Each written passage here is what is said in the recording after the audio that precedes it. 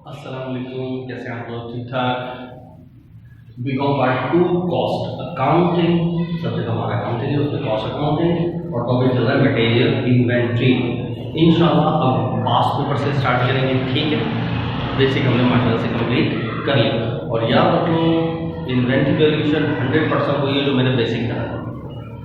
Minus 1% होगा जो इसके अंदर फ्लक्चुएशन होगी। थोड़ा सा रिटर्न अगर आ जाए तो क्या होता है, और बाज़ रिटर्न ऐसी शक्ल का रिटर्न होता है कि वो बिल्कुल डेटियोरेटेड होता है, बिल्कुल ख़राब। अब वो रीसेल भी नहीं होगा तो वो फिर एंड तक पड़ा रहेगा। तो उसकी थोड़ी सी कैलकुलेशन या रिटर्न वगैरह होता है, परचेज रिटर्न या सेल रिटर्न, तो उसकी कैलकुलेशन या टोटल कॉस्ट वगैरह निकालना उसकी कैलकुलेशन। इसके अलावा और इंशाल्लाह हमारे पास और कुछ भी नहीं। तो ज़रा पास्ट पेपर में देखते हैं कब सवाल आया है। तो 2019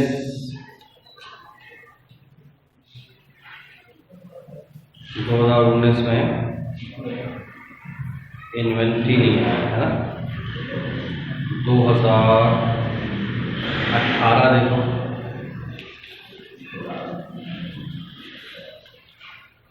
18 के रेगुलर इसमें आया क्वेश्चन नंबर 4। सही है, ये देख लें 4 का पार्ट ए और बी में तो स्पॉइलेज वगैरह है, तो वो तो हम पैसे ऑलरेडी कर चुके। अच्छा, इसके अंदर कोई ख़ास चीज़ नहीं है, सिर्फ इसके अंदर एक रिटर्न वाली कहानी आ रही है बस, वरना सवाल में मेरे ख्याल से कोई इशू नहीं। तो प्लस माइनस आपको करना पड़ेगा, सिर्फ रिटर्न वाली कहानी, लेकिन फिर भी शुरू का सवाल है तो मैं करा रहा हूँ, ठीक है।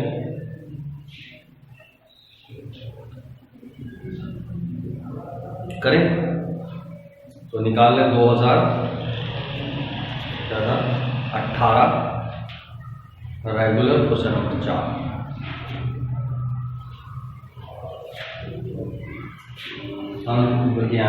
क्या लिखूँ मैं? 2018 रेगुलर क्वेश्चन नंबर 4 पार्ट इसका ए पार्ट, ठीक हो गया। अच्छा, अब सवाल पढ़ लेते हैं। क्या है? Following transactions affecting material number 130-C of the Bilal corporation occurred during March 2008। अब मार्च की पहली को बैलेंस ऑन हैंड 1000 यूनिट पड़े हुए हैं, 80 रुपये का पर यूनिट है। फिर रिसीव्ड यानी लिए खरीदे 3000 यूनिट, 84 रुपीज़ का एक है।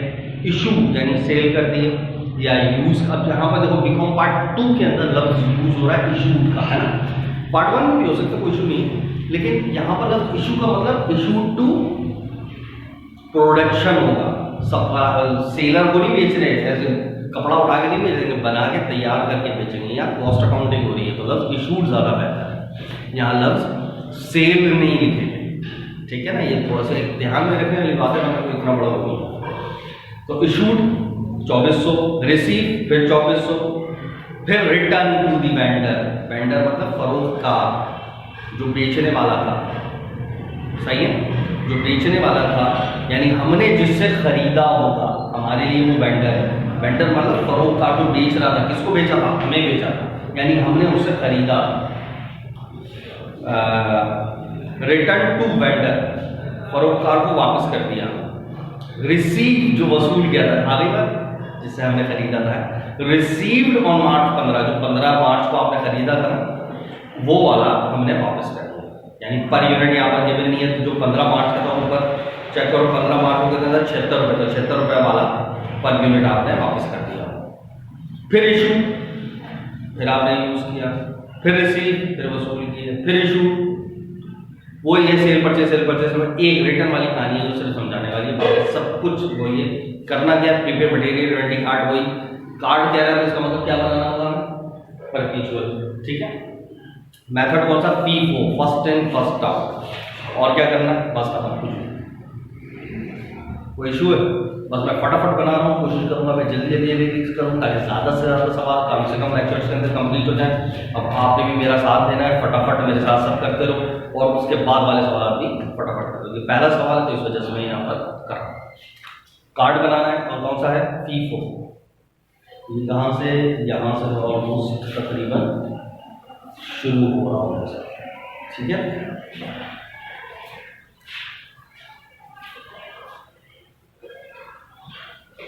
दो लाइनें छोड़ी, सही है। ये लाइन को आपको खींचने की जरूरत नहीं क्योंकि पेज होता है। एक लाइन डेट वाली आपने खींच ली, ठीक है। उसके बाद 3 कॉलम बनाने होंगे ना बीच में, तो थोड़ा सा अपने हिसाब से अपने पेज के 3 हिस्से कर दें।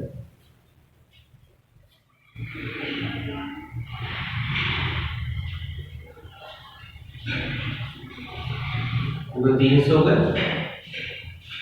ठीक है। फिर इसको दरमियान से करना, ठीक है। और फिर हर इसके दरमियान के 3 हिस्से।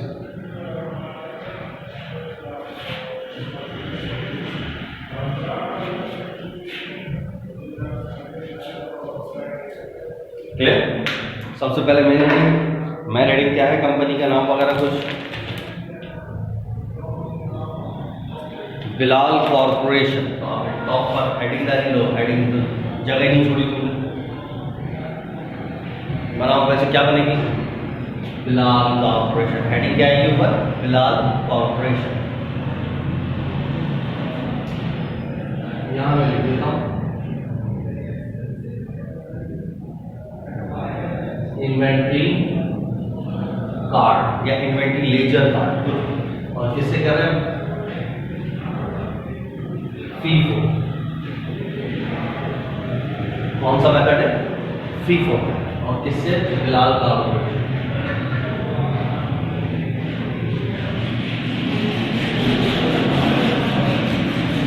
ऊपर हेडिंग आ गई बिलाल कॉर्पोरेशन, सही।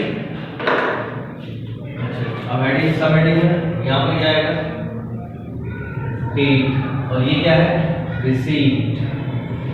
बीकॉम फाइनल में बिलखुसूस यहाँ पर रिसीव और यहाँ पर इशूड लिखे, सही है।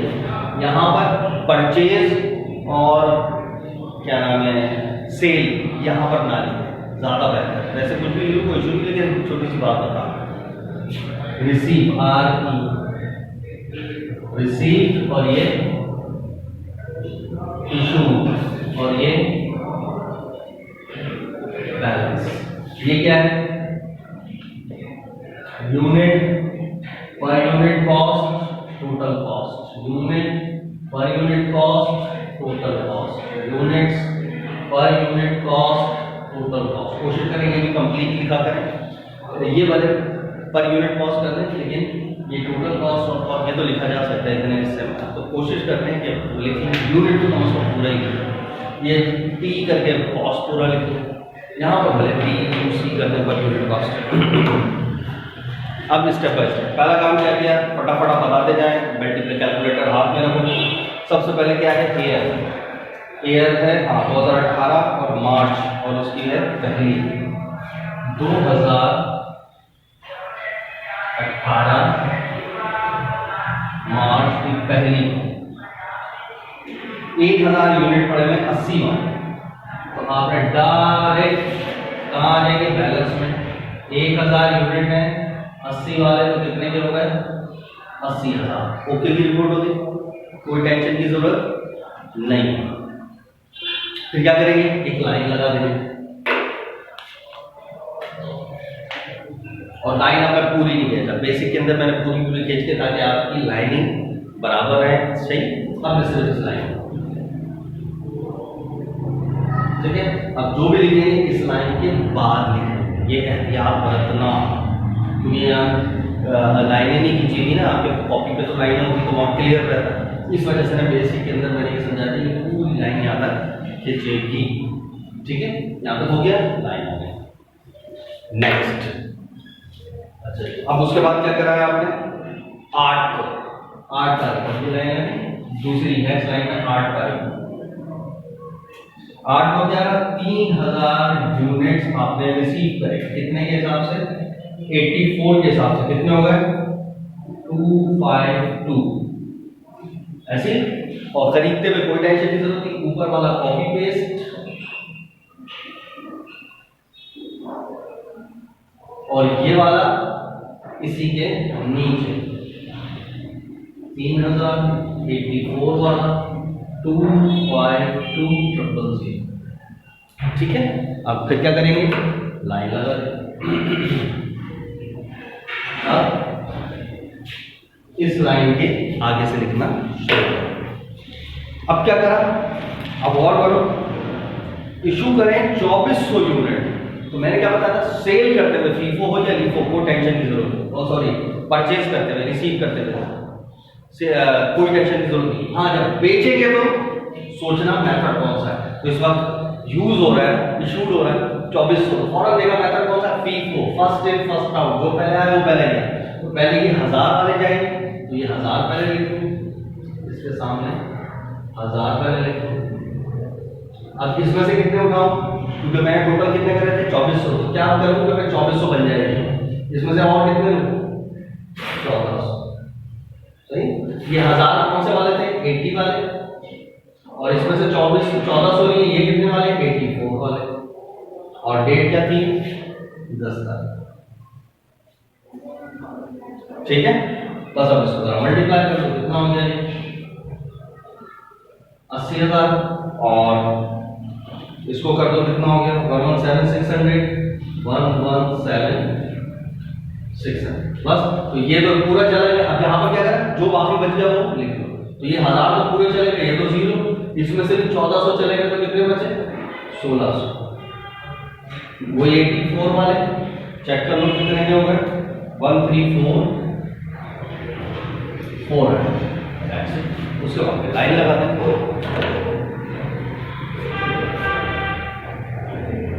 अब इस लाइन से आगे करेंगे। फिर 2400 खरीदे किस तारीख को, 15 तारीख। 2400 खरीदे, कितने वाले, 76 वाले, कितने के हो गए, 182,400। खरीदते हुए क्या करना है, कोई टेंशन नहीं, ऊपर वाला कॉपी पेस्ट और ये वाला उसके नीचे, ये 1600 एसएचएस आ गए, 84 वाले 134,400, और जो भी परचेज किया वो इसके नीचे 2400 76 182,400। और फिर यहाँ पर एक लाइन, फिर अब क्या कहानी है भाई, हाँ अब है 17 तारीख। अब देखो किस चीज के लिए मैंने ऐसे मुझे समझाया। अब 17 को क्या करा, रिटर्न 400 यूनिट जो 5 मार्च 15 मार्च, तो अब ये खरीदे थे ना, इसमें से 400 आपने क्या करे, बताओ 400 क्या करे, बेच दिए। जब 400 यूनिट और रिटर्न कर दिए, तो ये कौन सी रिटर्न हुई, सबसे पहले तो ये होगा वेंडर वापस कर रहा है, तो परचेज किया तो वापस कर रहा है, परचेज रिटर्न, तो इसमें आई कोई टेंशन की जरूरत नहीं। रिटर्न है कितने, 400, तो इसी कॉलम में लिखना है 400 यूनिट 15 वाले, तो पर यूनिट उसका यही होगा 76। जरा कैलकुलेट करो कितना हुआ, 3,400 है ना, यही होगा। बस सिर्फ करना है, रिटर्न है तो क्या करना है, माइनस में लिख लो, बस और कोई टेंशन। या तो ओके, हाँ बात समझ आ गई। अब खुद सोचो, यहां तक की तो कहानी हो गई थी, अब क्या हुआ, अब तो कुछ खरीदा तो है नहीं कि जो इसको कॉपी पेस्ट करके ये इसके नीचे लिखे, है ना, या सेल किया है कि जो बिक जाए बाकी लिखे, ये तो एज इट इज अब सिर्फ वापस हो गया, तो ये तो हमारा बैलेंस था, यही एज इट इज कॉपी हो रहा होगा, है ना, बात समझ रहे हैं, हाँ एज इट इज कॉपी हो रहा होगा। बस काम क्या हुआ, हमने काम क्या किया, हमने वापस करे 400 यूनिट। तो जब 400 यूनिट वापस करें, कौन से 76 वाले, तो यहां से देखो 76 वाला कौन सा ये है, बस इसमें से 400 यूनिट कम करो, क्योंकि जब परचेज रिटर्न हो रही होगी तो हम माल वापस करेंगे, जा रहा होगा हमारे पास, तो हमारा बैलेंस क्या हो रहा होगा, कम हो रहा होगा। परचेज रिटर्न में बैलेंस क्या हो जाता है, कम हो जाता है, क्योंकि चीज हम वापस करेंगे, बस और कुछ कहानी नहीं, ये चीजें सीखने की। तो लिहाजा 1600 का ऐसे आ जाएगा, 84 वाले 134,400। अब इस 2400 में से 400 चले गए, कितने बचे, 2000 76 वाले कितने हो गए, 152। बस और कोई कार्य नहीं, पूरा सवाल आपको आता है। उसके बाद क्या लगाते हैं,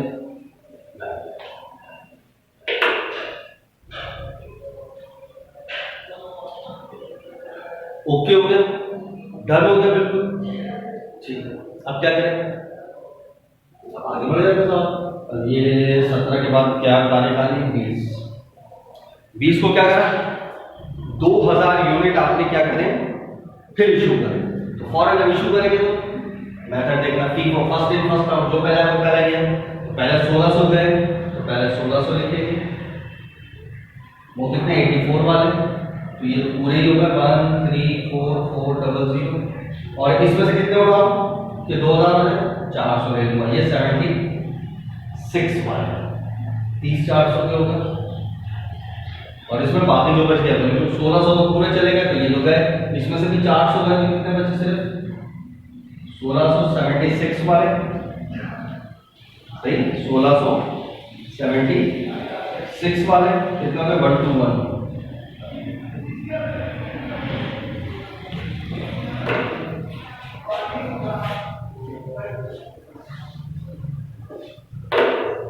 उसके बाद फिर 3600,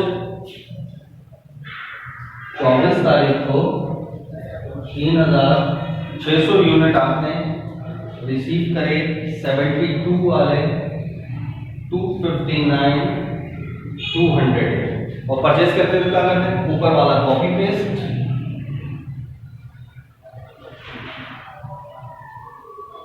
और जो अभी खरीदा वो इसके नीचे,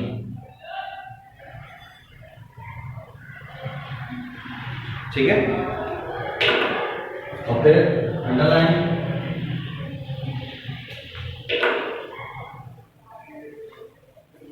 उसके बाद फिर दोबारा अब क्या करा, फिर 2400 यूनिट इशू करें, फिर फॉरन इशू, तो फॉरन देखिए कौन सा, FIFO first in first out, जो पहले आया वो पहले गया, तो 2400, ये 16 पूरे गए, ये 16 पूरे गए, 76 वाले 12100, और इसमें से मैं कितने ले लूं, 24 हैं, 800 और ले लूं, 72 वाले, सही 800 और ले लिए मैंने, 72 वाले 57,600, अब बाकी कितने रहेगा, इसमें से 800 चले गए तो 2800 रहेगा, 72 वाले 201,600, ठीक है।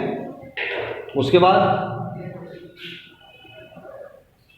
डायरेक्ट सेट खत्म। अब क्या काम करना है, सवाल का, अब आपने क्या निकाला, एंडिंग इन्वेंटरी निकाल दिया, तो क्या करेंगे, इस आखिरी डब्बे को कैलकुलेट कर दो, एंडिंग इन्वेंटरी आ जाएगी, सही। जब आखिरी में जब हो जाए सवाल तो ये पूरी लाइन एंड तक जाता है, सही, आसानी से। और उसके बाद इस आखिरी डब्बे को जमा करेंगे तो क्या चीज आ जाएगी, कॉस्ट ऑफ एंडिंग इन्वेंटरी आ जाएगी, सही।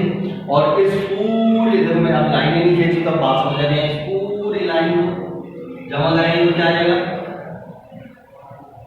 बताओ, cost of material, cost of material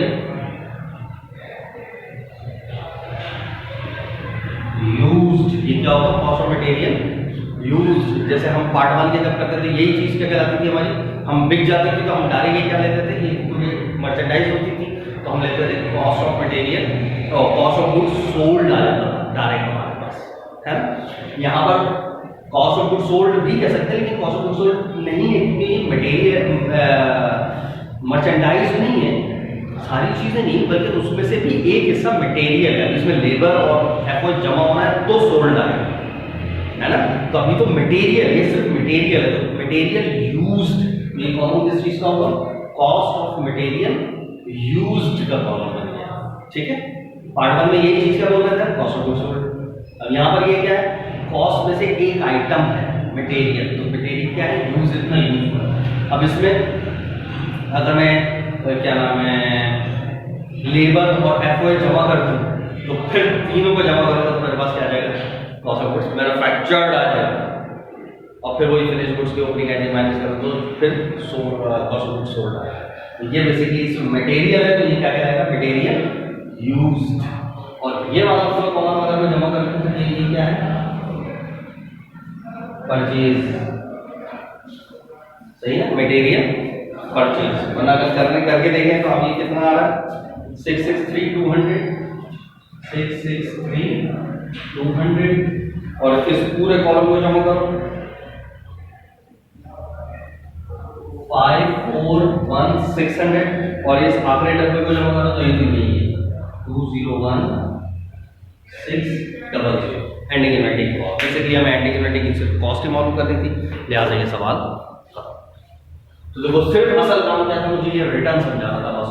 तो ये कौन सा रिटर्न है, परचेज रिटर्न। तो परचेज रिटर्न में क्या होगा, जब भी परचेज रिटर्न आएगा आपने परचेज की कॉलम में लिखना है और सिर्फ माइनस में लिखना है, और देख लेना किस डेट वाला है, तो उस डेट वाला का पर यूनिट ऊपर से देख लेना, उसी का पर यूनिट लेना, मल्टीप्लाई करके अमाउंट, और बैलेंस में से वो पर यूनिट को चेक करके उसमें से माइनस कर देना बस। ये परचेज रिटर्न। सेल रिटर्न जब आएगा तो फिर मैं ये बता रहा हूँ सेल रिटर्न में क्या करना है, कहानी करनी, सही। बस सेम उलट कहानी होगी, कोई माने जैसे यहाँ लिखा यहाँ लिखेंगे, जैसे माइनस में लिखा है यहाँ माइनस लिखेंगे। यहाँ बैलेंस में से परचेज रिटर्न की सूरत में बैलेंस में से क्या कर रहे हैं, माइनस। सेल रिटर्न में क्या करेंगे, ऐड करेंगे। बस ऐड करते हुए थोड़ा सा ध्यान रखना है कि कोई ऐसा खराब हो गया है कि आपको कभी सेल ही नहीं हो सकता, जिसको डेट में ओवररेटेड कहते हैं, तो वो फिर जिंदगी भर बैलेंस में ही पड़ा रहेगा। लेकिन वो जब बात आएगी तो बताऊंगा, अभी तो यहाँ तक ओके होगी, ठीक है। अल्लाह हाफ़िज़।